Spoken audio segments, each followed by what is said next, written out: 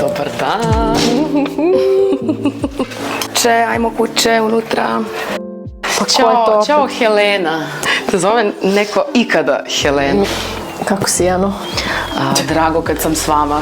Što više posla imam, to manje vremena nemam puno vremena da ruminiram.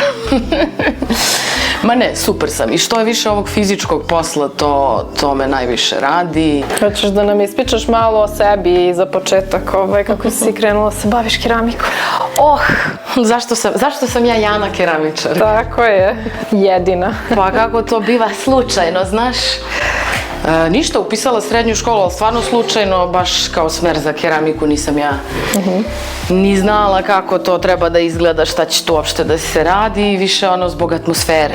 Ja sam nešto tripala kao grafički dizajn, ne znam šta, međutim uđemo u tu učionicu za vajarstvo i ne znam, skulpture, svetlo i meni to bilo to. I eto, isto sam imala sreće da sam vrlo rano, već u srednjoj školi nabavila točak, nabavila neke alate i to.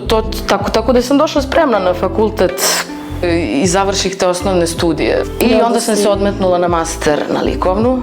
Vajari rade u kamenu, drvetu, metalu, u koncept, ludilo ovo ali ja glinu sam njima mogla da pokažem kako to može da se obradi mnogo šire. Znaš, i sad kad sam, izvadiš neke pigmente, glazure, njima to kao wow, sad to je nešto jako zabavno. Dobila tu klasu u kojoj sam sama bila, zato što par tih ljudi koji su bili doktoranti još nisu dolazili tad. Ali vidi, ja sam tad već imala posao u boji porcelanu, radila u toj proizvodnji, to radila 3 godine, ja mislim. Mi smo tu bili radnici po njihovom dizajnu. Svašta smo važno pokupili, mislim, kako se prodaje proizvod, kako se uopšte dizajnira proizvod, šta je komercijalni proizvod koji se zapravo prodavao i prodaje i dalje.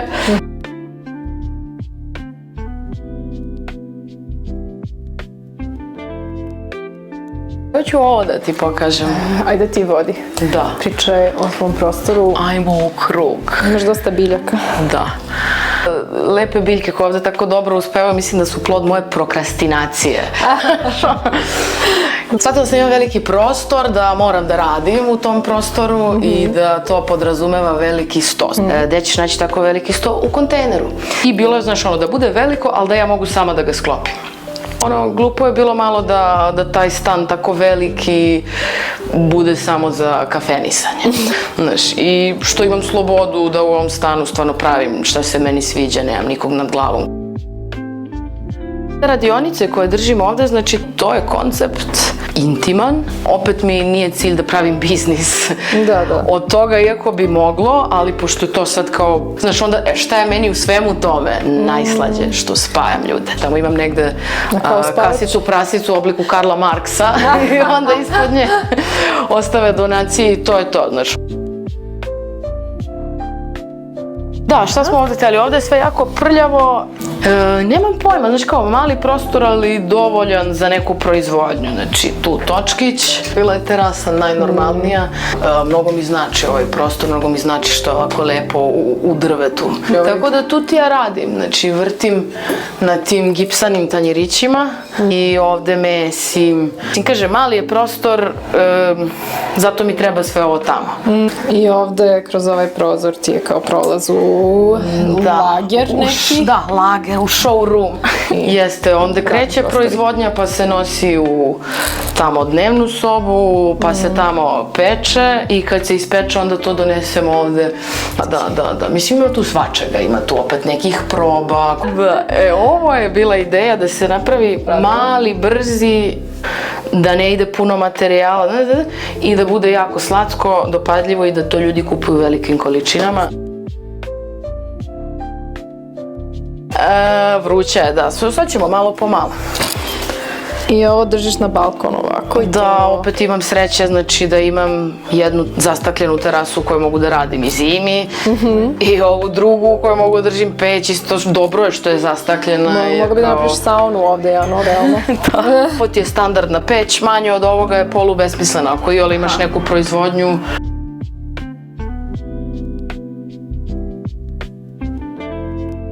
Ne znam, jazavac mi je kao zajebana šumska zverka. Znaš, kao lep je, atraktivan je. Znaš, kao niko ne izgleda kao jazavac. Pravila sam model, pa od njega kalup.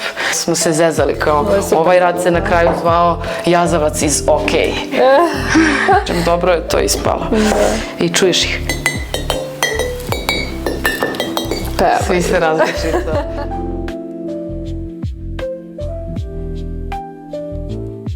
A ovo je relativno novo. Pre ovih svega što se izdešavalo se već dešavalo, jel?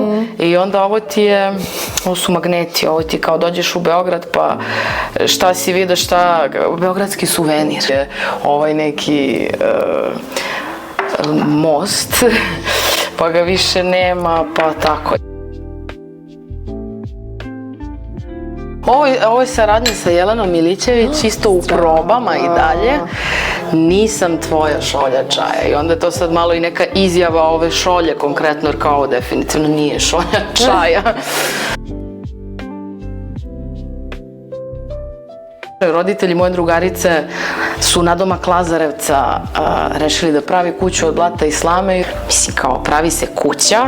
Znači mi ugrađujemo cele bale slame u tu drvenu konstrukciju i onda posle te kreće to blatisanje. Mislim, veliki posao, prelep posao koji jako dugo traje.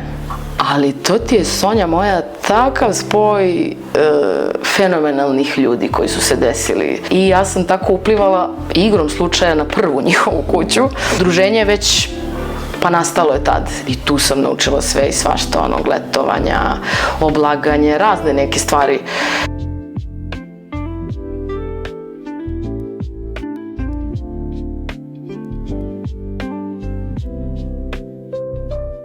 Šta bi ti preporučila mladim ljudima koji žele da se interesuju za umetnost? Šta ti preporučuješ svojim đacima? Bukvalno nemam pojma. Da rade bilo šta.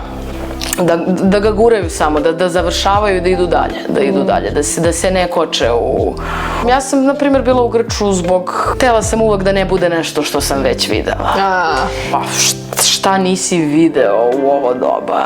Mi nismo radili tako rano. Oni, kažem ti, rade već u 15-16 godina u neki posao, zarađuju neke pare. Kako ceo život ćeš raditi i znaš, ono kao, dežuriš li? Ja tek sad možda se nešto otvaram. Tako da, nemam pametan savjet.